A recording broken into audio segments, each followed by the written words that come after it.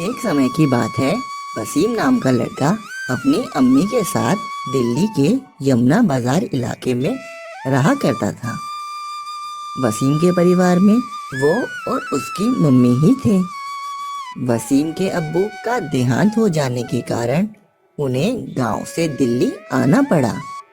दिल्ली आने के बाद वसीम की अम्मी की तबीयत बहुत ज़्यादा खराब रहने लगी। वह ज्यादातर चारपाई पर ही लेटी रहती थी। डॉक्टर ने उन्हें बेड रेस्ट पर ही रहने के लिए कहा था।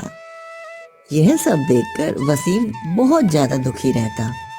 उसने सोचा कि मुझे कोई ना कोई काम जरूर शुरू करना चाहिए जिससे कुछ पैसे कमाए जाएं और घर चलाया जा सके। कुछ दिन बाद वह अपने घर के पास ही एक पंचर की दुकान खोल लेता है, क्योंकि अम्मी की तबीयत ठीक ना होने के कारण वह काम करने के लिए घर से ज़्यादा दूर नहीं जा सकता था।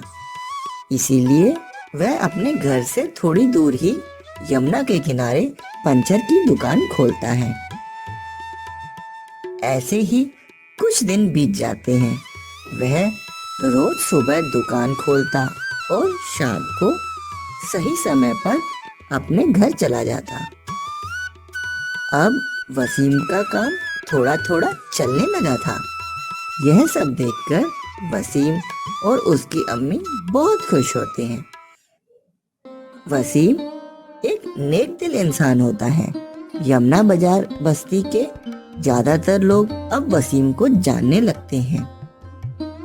वह अपना काम बहुत ही सफाई और ईमानदारी के साथ करता था, इसलिए हर कोई उसके काम की प्रशंसा करता और उससे बहुत खुश होता। 12 जुलाई 2023 वसीम शाम को अपनी दुकान बंद कर रहा होता है कि तभी उसका ध्यान पीछे बह रही यमुना नदी पर पड़ता है, जो रोज की तरह आज कुछ ज्यादा ही उफान पर होती है। यमुना नदी का पानी का लेवल रोज के मुकाबले आज कुछ ज्यादा ही ऊपर था।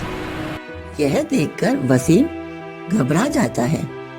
फिर वसीम अपने साथ की दुकान वालों को यह सब बताता है, तो साथ ही खड़े लोग कहते हैं कि पहाड़ों पर अधिक बारिश होने के कारण शायद यमुना का पानी बढ़ गया है। घबराने की कोई बात नहीं है, यह तो हर साल ऐसा ही होता है। यह सब सोचकर वसीम भी अपने घर वापस आ जाता है। घर आकर वह अम्मी को दिन भर की सारी बातें बताता है और साथ ही यमुना में बहुत ज्यादा उफान उठ रहा है यह खबर भी अम्मी को सुनाता है। उसकी अम्मी बहुत ज्यादा घबरा जाती है और उसे किसी सुरक्षित जगह चलने को कहती है, पर वसीम को तो क्या, वह अपनी अम्मी की बात अनसुनी कर देता है और कहता है कि घबराने की कोई बात नहीं है अम्मी, यह तो हर साल ही ऐसा ही होता है। फिर रात को अचानक से वसीम की आँख खुल जाती है और उसे बाहर से लोगों के शोर की बहुत आवाज आ रही होती है, पर उसे लगता है कि बस्ती में किसी न किसी की लड़ाई हुई होगी, क्योंकि बस्ती में आए दिन रोज रात किसी न किसी परिवार की लड़ाई हुआ करती थी और वो फिर से सो जाता है। अगली सुबह वसीम के घर का दरवाजा खटखट होता है। वसीम और उसकी माँ की आँख खुल जाती है। वसीम जाकर दरवाजा खोलता है तो सामने ही उसके चाचा घबराए हुए खड़े होते हैं। वसीम जैसे ही बाहर का नजारा देखता है, उसकी आँख खुली की खुली रह जाती है। पूरी बस्ती में पानी ही पानी होता है। सामने वाली रोड पर भी पानी ही पानी भरा होता है। वसीम कुछ बोलता कि उससे पहले चाचा कहते हैं कि वसीम जल्दी चलो, हमारी दुकान। तभी वसीम कहता है, क्या चाचा, क्या हुआ दुकान को? चाचा बोलते हैं कि रात को यमुना का पानी सारी जगह घुस गया और पूरी बस्ती में पानी ही पानी भर गया है। चल अपनी दुकान देख कर आ कि पता नहीं कितना नुकसान हुआ होगा। यह सब सुनकर वसीम बहुत ही ज्यादा घबरा जाता है और जल्दी से जल्दी जाने को तैयार हो जाता है। तभी उसकी मम्मी कहती है, देखा मैंने कहा था ना बेटा, और तू है कि मेरी एक बात नहीं सुनता। अब और ज्यादा पानी बढ़ गया तो हम कहाँ जाएंगे? अभी तो पानी बाहर ही है, पर अगर घर के अंदर पानी आ गया तो क्या होगा? तब वसीम कहता है, माँ कुछ नहीं होगा, मैं अभी देख कर आता हूँ कि दुकान में पानी घुसा है या नहीं। और यह कहकर वसीम अपने चाचा के साथ घर से दूर यमुना किनारे दुकान के पास चला जाता है। वसीम बाहर जाकर देखता है कि दुकान के आसपास सब जगह पानी ही पानी होता है। सब लोग रोड पर आ गए हैं। वह अपनी दुकान के पास जाकर देखता है तो दुकान के आसपास सब जगह पानी ही पानी भरा होता है। दुकान खोलकर देखता है तो दुकान में सारा सामान पानी में डूबा होता है। यह देखकर वसीम बहुत ज़्यादा दुखी होता है। उसे समझ ही नहीं आ रहा होता है कि अचानक से क्या हुआ। वसीम जल्दी से दुकान में जाकर पानी को बाहर निकालने लगता है। ऐसे ही पानी निकालते निकालते उसको 1 बज जाता है, पर पानी खत्म होने का नाम ही नहीं ले रहा होता है। तभी वहाँ चाचा आ जाते हैं और वह बताते हैं कि अपनी बस्ती में बहुत सारा यमुना का पानी घुस गया है। पूरी दिल्ली में पानी ही पानी हो गया है। जल्दी चलो बेटा, अपने अपने घर को बचाओ।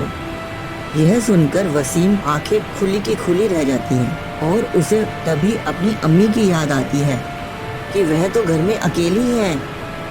वसीम सब कुछ छोड़कर जल्दी से अपने घर की तरफ भागता है। रास्ते में सब जगह पानी ही पानी होता है। बस्ती के पास जाकर देखता है तो बस्ती के सारे घर कच्चे होने के कारण पानी में डूबे हुए होते हैं। सब घरों में पानी भरा हुआ होता है। लोग अपने अपने घर छोड़कर बस्ती खाली करके जा रहे होते हैं। यह देखकर वसीम और भी ज़्यादा घबरा जाता है और जल्दी से जल्दी अपने घर पहुंचता है। घर पहुंचकर देखता है कि पूरे घर में पानी ही पानी भरा होता है। उसकी अम्मी की चारपाई के नीचे भी पानी ही होता है। अम्मी कहती है, वसीम आ गया तू? देख ये अचानक से क्या हो गया सब। कुछ कर बेटा जल्दी, नहीं तो हम सब पानी में बह जाएंगे। यह सब देखकर वसीम बहुत ज्यादा घबरा जाता है और मदद मांगने के लिए घर से बाहर जाता है। बाहर देखता है कि ज्यादातर बस्ती खाली हो चुकी है। सब लोग अपना सामान ले लेकर बस्ती को खाली कर चुके हैं। उसे समझ में नहीं आ रहा होता है कि वह किससे मदद मांगे। बहुत दूर तक मदद ना मिलने के कारण वह थक हार कर एक जगह जाकर बैठ जाता है और दुखी मन से अल्लाह को याद करने लगता है कि अब आप ही मेरी मदद कीजिए, मैं कहाँ जाऊं। तभी उसके कानों में घंटियों की आवाज़ सुनाई देती है। वसीम देखता है कि यह आवाज़ एक मंदिर से आ रही होती है। वहाँ नज़दीक ही एक शिव मंदिर होता है। मंदिर को देखकर वसीम की आस जग जाती है कि भगवान ने उसकी सुन ली। कुछ भी हो भोलेनाथ उसकी मदद जरूर करेंगे। दोस्तों वैसे भी सावन का महीना चल रहा होता है और भोलेनाथ सबकी सुनते हैं। इसी आस में वसीम मंदिर की तरफ जल्दी जल्दी चल पड़ता है।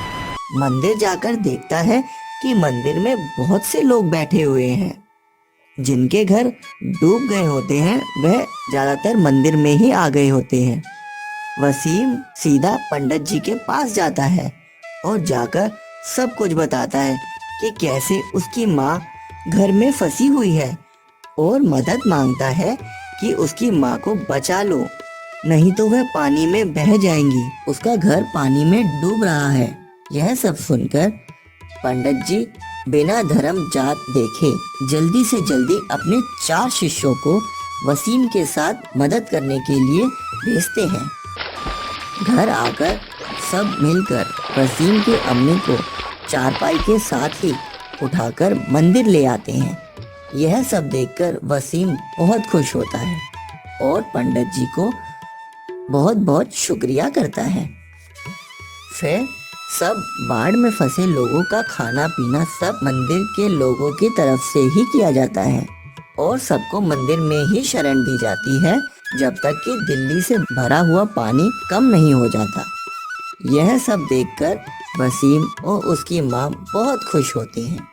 वहाँ और भी बहुत से मुस्लिम परिवार होते हैं जिनकी मदद मंदिर में की जाती है। यह सब देखकर वसीम की अम्मी वसीम को कहती है, देखा बेटा तुमने, भगवान किसी न किसी रूप में हम सबकी मदद करते हैं।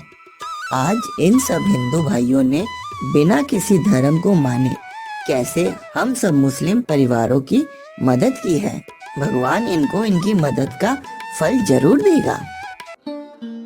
तो दोस्तों, इस कहानी से हमें यह सीख मिलती है कि मुसीबत आने पर हमें जाति धर्म आदि इन सब चीजों को ना देखकर हर किसी की मदद करनी चाहिए और एक अच्छा इंसान ही बनना चाहिए। तो दोस्तों, आपको ये कहानी कैसी लगी हमें कमेंट करके जरूर बताएं और साथ ही साथ हमारे चैनल को सब्सक्राइब जरूर कर लें ताकि आने वाली ऐसी ही मजेदार कहानियाँ आपको समय पर मिल सके। तो मिलते हैं अगली कहानी में, तब तक के लिए बाय।